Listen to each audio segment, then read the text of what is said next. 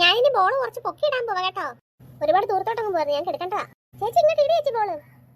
Ready 1 2 3. അയ്യോ ball തോണ്ട് പോകുന്നു. ഓടി വെച്ച് നമുക്ക് പെട്ടെന്ന് പിടിക്കാം. അയ്യോ ഒരു പിടിക്കല്ലേ. അയ്യോ ഇതൊക്കെ അവരെങ്ങനെ വിളിച്ചു നോക്കിയത്? അമ്മയും കുട്ടിനെ കാണുന്നില്ലല്ലോ. അയ്യോ എവിടെ പോയവര്? അയ്യോ അയ്യോ അവര് കരയുന്നത് മാത്രം കേൾക്കാമല്ലോ. അയ്യോ രക്ഷിക്കൂ. അയ്യോ ചേച്ചി നമ്മൾ എവിടെ വന്ന് വീണത്? അയ്യോ നമ്മൾ എങ്ങനെ രക്ഷപ്പെടാടാ? അയ്യോ ഞങ്ങൾ എങ്ങനെ രക്ഷിക്കാടാ? അയ്യോ കുട്ടുമാൻ എങ്ങനെ ഇതിനകത്ത് വീണോ? അയ്യോ നിങ്ങൾ എങ്ങനെ രക്ഷിക്കും? എടി കൈ പോയി താഴെ പോ. താഴെ ഭയങ്കര പൊടിയാ. ഞാൻ ഈ ഒരു വിധം ഇവിടെ പിടിച്ചിരിക്കുന്നത്. എടി നിങ്ങൾ എങ്ങനെ പിടിച്ചിരിക്കാൻ നോക്ക്. ഞാൻ ഈ അമ്മയെ വിളിച്ചിട്ട് വരാൻ പെട്ടെന്ന് പോയി. ഓടിപ്പോയി വിളിച്ചിട്ട് വാടി. അമ്മേ അമ്മ പെട്ടെന്ന് എഴുന്നേക്കമ്മേ. എന്തോ കിങ്ങണി? ഞാൻ ഒന്ന് വെറുതെ ഒന്ന് കിടന്നു വന്നു മയങ്ങാൻ വേണ്ടിട്ട്. അമ്മ പെട്ടെന്ന് ഇങ്ങോട്ട് ഓടുക അമ്മേ. എനിക്ക് ദേഷ്യം വന്നു പെണ്ണെ. ഞാനൊന്ന് കിടക്കട്ടെ. ഞാൻ എത്ര നേരം ജോലി ചെയ്യുമായിരുന്നു. ഒന്ന് റെസ്റ്റ് എടുത്തോട്ടെ ഞാനൊന്ന്.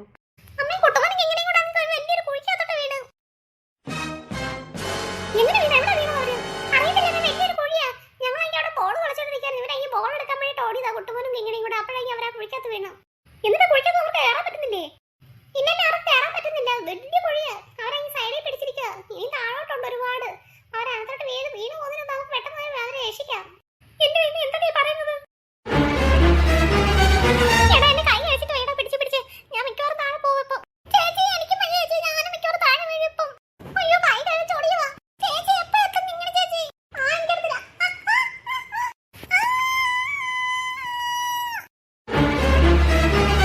അയ്യോ പാവം അമ്മ ചേച്ചി താഴെ പോയി തോന്നുന്നു.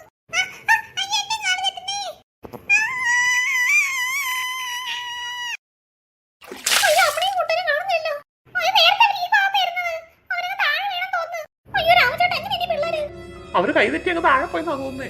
അയ്യോ അയ്യോ ശാരദ ബോധം കെട്ട് വീണ്. അമ്മേ എഴുന്നേക്ക്.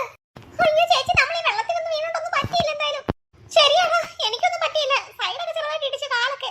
വായിച്ചില്ലെങ്കിൽ എനിക്കൊന്നും പറ്റിയില്ല. എടാ നമ്മൾ ഒരുപാട് ദൂരം ഇനി പോകുന്നടാ. അങ്ങ് മുകളിലാ. നമ്മൾ എങ്ങനെ ഇനി രക്ഷപ്പെടും ഇവിടുന്ന്?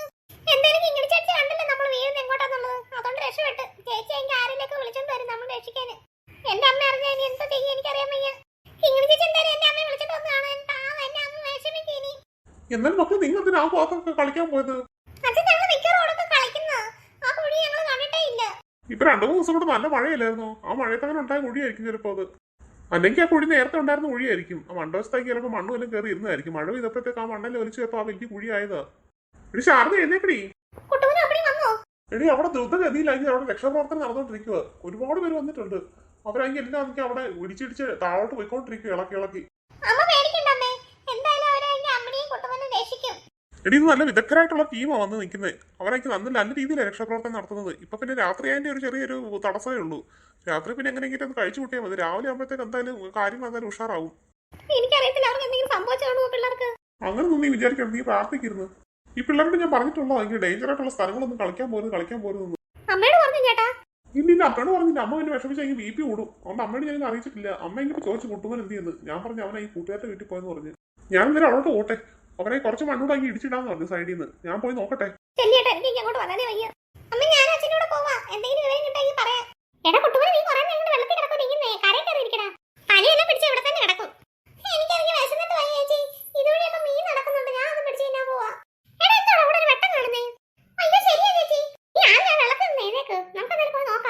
ഓലയ്യ ഓലയ്യ